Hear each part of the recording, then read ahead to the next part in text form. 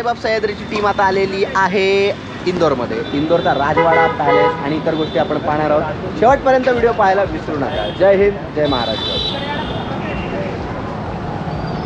मल्हारराव होळकरांना श्रीमंत बाजीराव पेशव्यांनी हे इंदोर शहर दिलं होतं. तर येते नंतर हे मराठा साम्राज्य इतकं वटवृक्षासारखं वाढलं, त्या मराठा साम्राज्याचं प्रतीक असणाऱ्या या इंदोरला आज आपण भेट देत आहोत. तर मल्हारराव होळकर यांना श्रीमंत बाजीराव पेशव्यांनी या माळव्यातील इंदोरची सुभेदारी दिली होती. श्रीमंत बाजीराव बल्लाळांच्या मृत्यूनंतर ही सुभेदारी कायम राहिली ती मल्हारराव होळकरांकडे आणि पुढे होळकर साम्राज्याचा उदय देखील म्हणायला ह्या इंदोर शहरच सुरुवातीचं म्हणावं लागेल. चला तर मग आज पाहूयात हे इंदोर शहर. आपल्याला आपले महाराष्ट्रीयन मराठी बोलणारे काका इथं भेटलेले आहेत. त्यांनी अगदी आपल्याला छान मदतीने मदत केलेली आहे. सगळे रस्ते सांगितलेले आहेत. धन्यवाद काका. याचे पुढे पण काही मदत पाहिजे असेल तर माझा कॉन्टॅक्ट नंबर घ्या, मला भेटा नक्की. काही अडचण असली तर एवढे अगत्यशील लोक आपले महाराष्ट्रीयन इथं बघून खूप आनंद वाटला. आपल्या मराठा साम्राज्याने एवढं मोठं काम केलेलं आहे की आजही मराठा साम्राज्याची लोक महाराष्ट्राच्या बाहेर आम्हाला अभिमान आहे याचा. धन्यवाद. जय शिवराय. जय शिवराय. जय शिवराय. गेले काही दिवस आम्ही उज्जैन आणि इतर ओंकारेश्वर ठिकाणी असल्यामुळे आम्हाला महाराष्ट्रीयन जेवायची फार इच्छा होती. काकांनी सांगितले की स्टेशनच्या जवळ गुरुकृपा म्हणून हॉटेल आहे, तिथे तुम्हाला छान महाराष्ट्रीयन पद्धतीचं जेवण भेटेल. तर आम्ही निघालो सिटी बसने. स्टेशनला आम्ही जेवायला चाललेलो आहोत गुरुकृपाला आणि इथला इंदोरच्या स्थानिक बसेसची आम्ही इथून सवारी घेऊन आम्ही आता स्टेशनच्या दिशेने निघालो आहोत.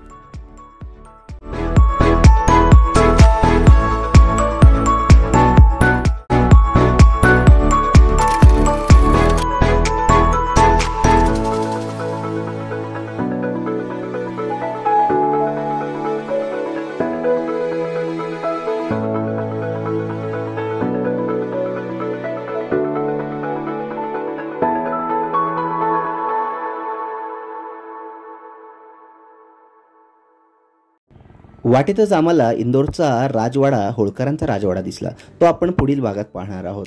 आज फक्त आपण त्याची छोटीशी झलक पाहूयात आणि इंदोरच्या रस्त्यांचा आपण येथे आस्वाद घेऊयात.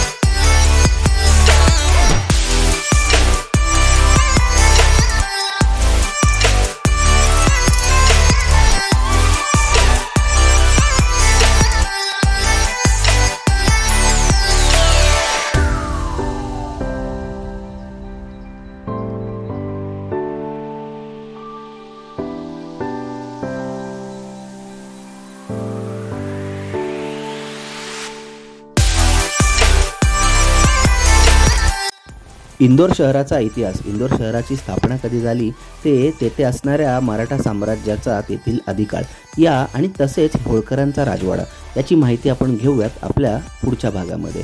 आपल्याला आमचा व्हिडिओ आवडला असल्यास आमचा चॅनल लाईक, सबस्क्राईब आणि शेअर करायला विसरू नका. जय शिवराय, जय महाराष्ट्र.